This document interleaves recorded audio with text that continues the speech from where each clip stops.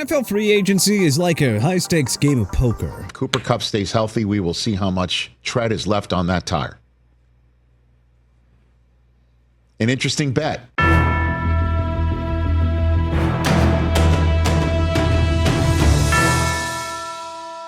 We break down 9 of the most overrated free agent signings, and 8 will have fans and media scratching their heads wondering why the signing didn't get more attention. Overrated, Mekhi Becton, Los Angeles Chargers. Los Angeles got a big pat on the back from the media for bringing Super Bowl champion offensive guard Mekhi Becton in on a 2-year, $20 million deal. But, I don't know, we're just not that sold. There are a couple of real concerning factors about Becton. For starters, he never amounted to much of anything in New York when they tried to make him a franchise tackle. In Philly, the shift to guard definitely helped, but he was also the beneficiary of an uber-talented line, and an offensive system that played to his and the unit's collective strengths. Furthermore, this is a guy that has struggled to stay in the kind of shape necessary to compete at the highest level, and signing him to a sizable deal fresh off a Super Bowl win just feels like a recipe for disaster there. But hey, if he stays in shape, this could work out. But if not, well, the Chargers just paid a premium for a player that they'll be benching by Thanksgiving. Underrated,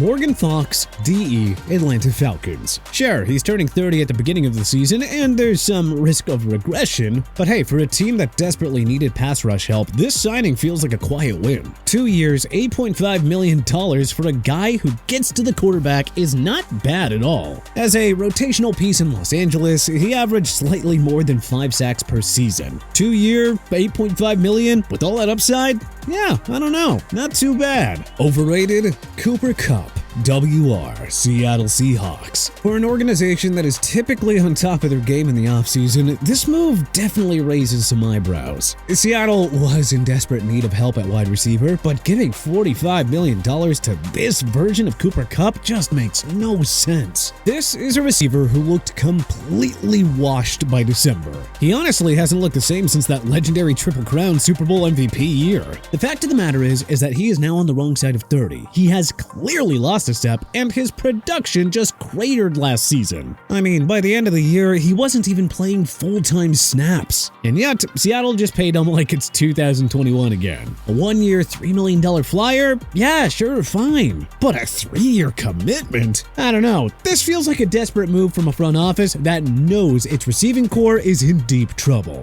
Underrated, Dante Fowler, DE, Dallas Cowboys. Dante Fowler had a good 2024, notching 10.5 sacks, which was his best since 2019. Sure, if you watch the tape, he wasn't exactly wrecking the game single-handedly. I mean, there is a reason that Washington let him walk. But there is no doubt that even at his age, he can still be a solid rotational pass rusher. And playing across from Micah Parsons should open up a lot of opportunities for him. Look, at this price, this could prove to be one of the best signings of the offseason for the Cowboys. Overrated, Larry Ogunjobi, DT, Buffalo Bills. Last season, Ogunjobi was a major liability against the run for Pittsburgh, and below average at generating pressure. And now, well, he's 31 years old and already set to miss 6 games due to a PED suspension. If you're going to risk a signing like this, you would at least hope the PEDs actually worked. Instead, Buffalo just threw money at a declining player who won't even see the field until mid-season. Underrated, Leonard Floyd, DE, Atlanta Falcons. The 49ers cut Leonard Floyd, and before the ink was dry on his release, he was already in Atlanta. Floyd has been one of the most reliable pass rushers in the league, and Atlanta is hoping that he can deliver what they thought they were getting with Matthew Judon last year. At 32, there is some risk of decline, but on a cheap 1-year deal, this is a low-risk, high-reward move for a defense that desperately needed help getting to the quarterback. Overrated, Jonathan Allen, DT, Minnesota Vikings. You know, some people love this move, but I can't help but feel that those people haven't been watching much Jonathan Allen over the last couple of seasons. Allen was once a dominant force up front, but that version of him is now long gone. At least from what we saw out of him in DC last year. It really looks like he's in a steady decline, and yet Minnesota just paid him like he's still at his peak. Hey, maybe Brian Flores can squeeze one last good season out of him, but this contract just has bad investment written all over it. Underrated, Justin Reed, safety, New Orleans Saints. The Saints have negative cap space every year, and yet somehow they keep making moves. And this one has all the makings of a great one. Justin Reed is one of the most complete safeties in football. Strong in coverage, physical in run support, and still in his prime at 28. This isn't just a good signing, it is one of the most underrated moves of free agency. Overrated, Peyton Turner, DE, Dallas Cowboys. In 4 seasons, he has not topped 2 sacks in a single year. The Cowboys are rolling the dice on him as a reclamation project, hoping that he benefits from playing alongside Micah Parsons and somehow turns into a late bloomer. We've seen this method fail time and time again. Betting on highly drafted players who've done nothing in the league is wishful thinking, not team building. The approach might make sense to any casual fantasy football player that can't stop drafting recognizable names past their prime, but this is the actual NFL we're talking about. And this method fails time and time again. Underrated, Jacoby Brissett, QB, Arizona Cardinals. Now, aside from the Miami Dolphins, if there's a team that needed a top-tier backup, it's gotta be Arizona. Enter Jacoby Brissett, one of the best number 2 quarterbacks in football. He's proven that he can win games when called upon, and he's already worked with Arizona's OC Drew Petzing, which makes the transition seamless if he is called upon. 1 year, $10 million for a guy that can win you games if Kyler Murray goes down, and will be willing to mentor and teach him some professionalism.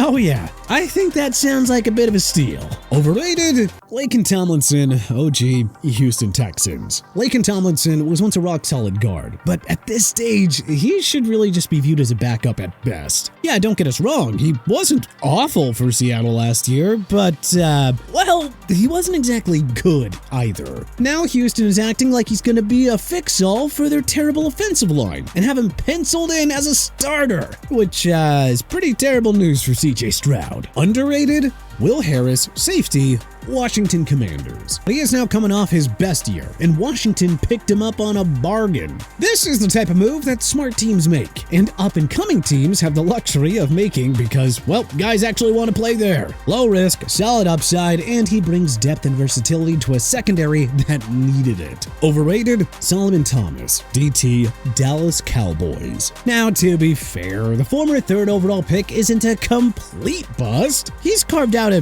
decent career as a rotational pass rusher, racking up 8.5 sacks over the past 2 seasons. But come on, let's not pretend he's the solution to the Cowboys' woes, which is what Jerry Jones is currently trying to sell. Thomas is hardly an every down player with the way that he struggles to plug up the run. It feels like the only reason that the signing is getting any shine is because of where Thomas was drafted. And heck, that was nearly a decade ago at this point. Underrated, Christian Fulton, CB, Kansas City Chiefs. Now, this is how a great team stays ahead of the curve. They find value in the market, add depth to premium positions, and weaken division rivals in the process. Smart move by Kansas City. They got a great bargain for Christian Fulton, who's coming off his best season as a pro playing under Jim Harbaugh in Los Angeles. So don't be shocked if we're looking up in January and people are claiming NFL rigged because the entire league let the Chiefs get this guy. Overrated, Will Fries, OG, Minnesota Vikings. Fries is a solid player, no doubt about that. Before his leg injury last season, he was one of the better guards in football. But whoa, 5 years, $88 million? That is a massive gamble for a guy with serious durability concerns. Underrated, Daniel Jones, QB, Indianapolis Colts. The Colts were in a tough spot with Anthony Richardson. Yes, they invested a ton in him already, but the return simply has not been there. And even worse, he seems to be a malcontent in the locker room and struggling to get with the program in terms of being a professional. Now, of course, there will be NFL fans that clown this signing, but Daniel Jones was in a rough situation with the Giants. And who knows, maybe a change of scenery or the thrill of competition with the young gun is all that he needs to regain form. Plus, he has an opportunity to be playing in an offense that is going to be fully committed to building a system around his strengths. Jones has proven that he can win in a run-first attack, and with Jonathan Taylor in tow, we may see shades of what was briefly unlocked for him in New York alongside Saquon Barkley before the Giants tried to turn him into a pocket passer. Overrated, Joey Joey Bosa, DE of Buffalo Bills. Joey Bosa's chasing a ring, joining up with Josh Allen and co. But unfortunately, Buffalo might be chasing something that doesn't exist anymore with where the former Pro Bowl edge rusher is at in his career. The Bills literally just tried this exact same strategy with Von Miller. Yeah, spoiler alert, it didn't work. Bosa has struggled to stay healthy, playing in just 25 total games for the past 2 seasons, and he just doesn't have that same pop that he once did. Josh Allen can talk about immortality all he wants, but if Buffalo thinks that Bosa is the cure-all, well, they're sadly mistaken. But hey, which of the free agents that were signed so far this offseason do you think was the most overrated? Who do you think's flying under the radar? Who do you think we're right on here? Who do you think we're wrong about? Is there anyone notable that we may have missed? Let us know in the comment section below. If you like this video and learned a thing or two though, clicking the like button helps us out a ton. And you know, we really appreciate it. If this is your first time coming around to TPS though, then subscribing is a great idea because we put out videos like this every single day. But as always, thanks for watching and we'll see you guys next time.